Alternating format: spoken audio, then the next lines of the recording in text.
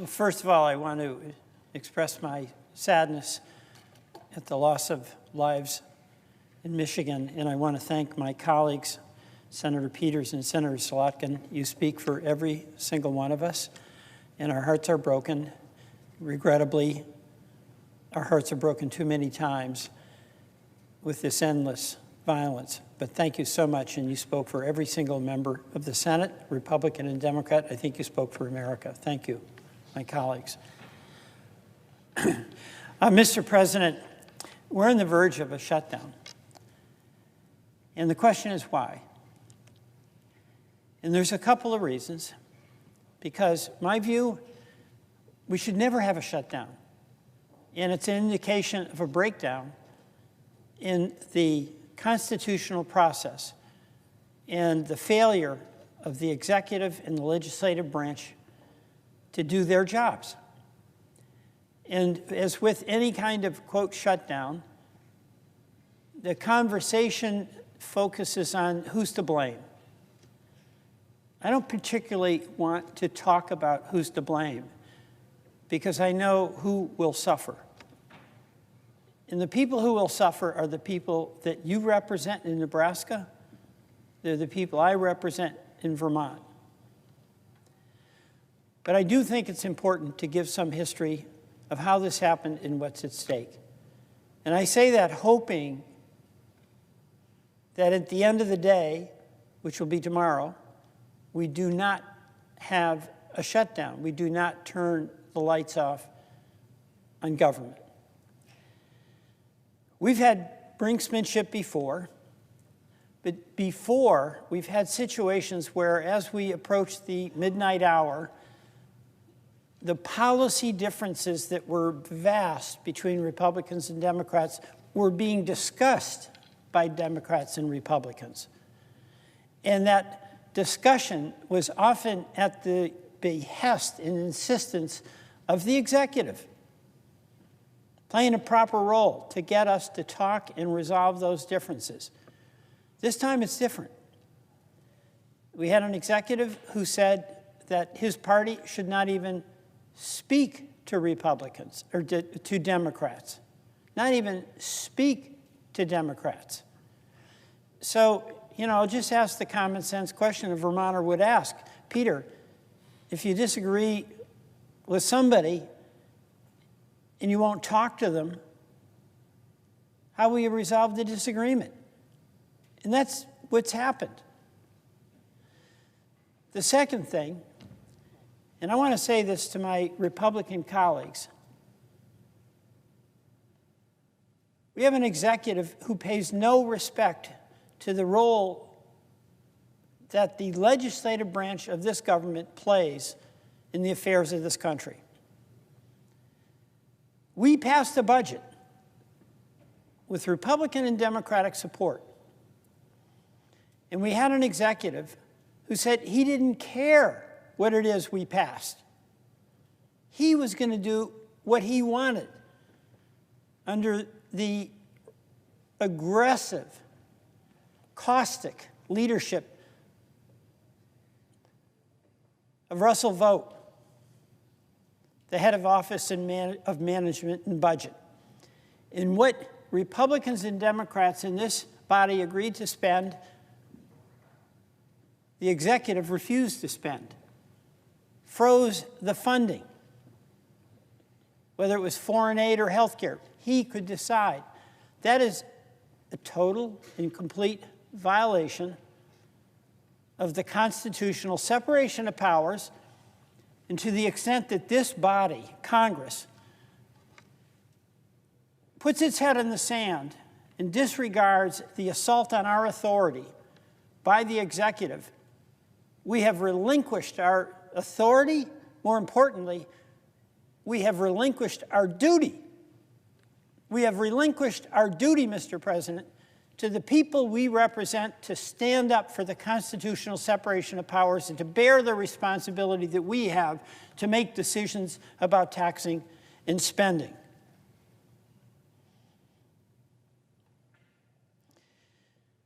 There's another reason why we can't just kick the can down the road. There is in this country an affordability crisis. People can't afford homes, and they definitely cannot afford health care. And folks are terrified at the likelihood of a person they love in their family getting sick if they don't have insurance. And what is about to happen if we don't act before this shutdown is that folks who are getting their health care on the Affordable Care Act, who are paying a significant portion of their income for that health care, but can only afford it because of the subsidies, not because they want to have subsidies, but because the health care system is so expensive. Obamacare, the Affordable Care Act. Those folks in your state and mine are going to lose their health care. And that is a reason we cannot condone a resolution that does not include protecting people's health care across this country. All those folks who are dependent on the Affordable Care Act, for them to be able to have security that if their partner, if their child needs health care, they'll have access to health care. That's the urgency of this. That's what makes it different. We have an executive who has told the Congress and the Republicans in Congress, don't talk to the Democrats, disgraceful. But more than that, we have a situation where the people all of us represent will lose their health care if we don't resolve that now, right now, because they are starting to hear about the premium increases that will make it completely unaffordable for them to have access to health care.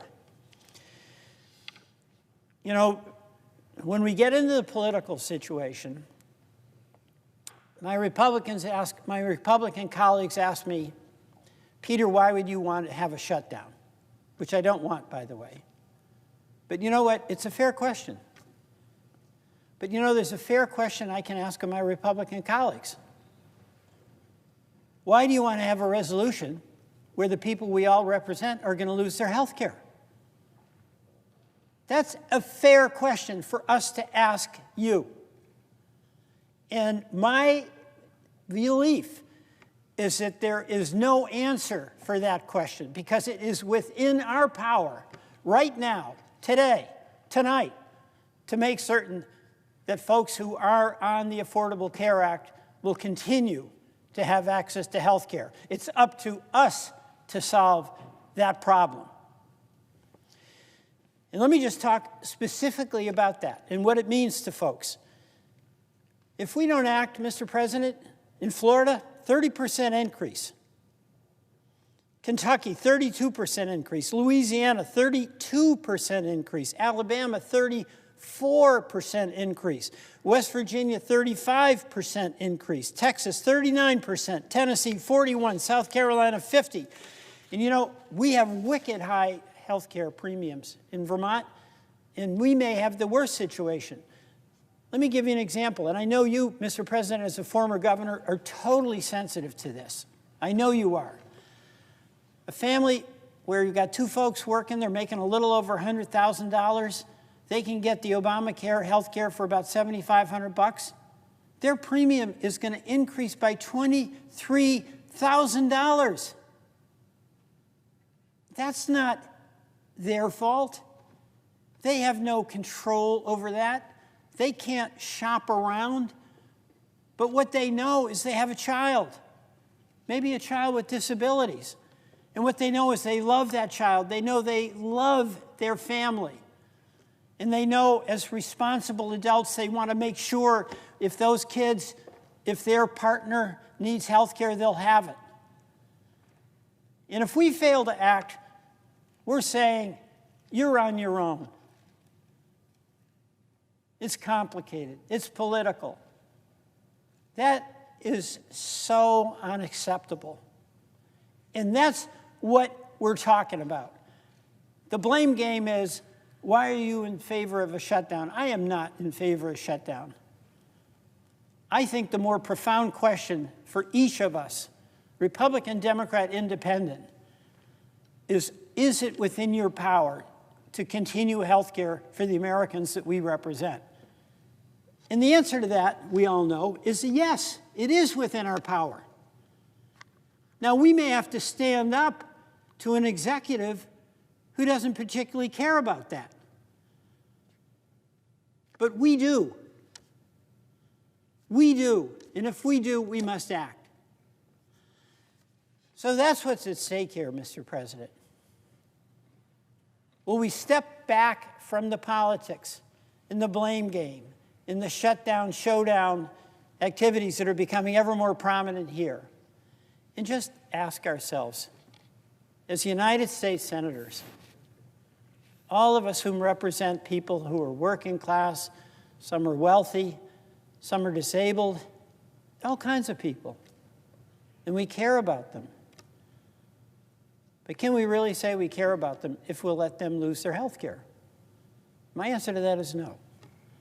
So I'm ready to do whatever it takes to continue access to health care. And the people who want health care, it's about the love they have for the people in their lives. It's not about getting some political advantage with the outcome of this debate. Mr. President, I yield back.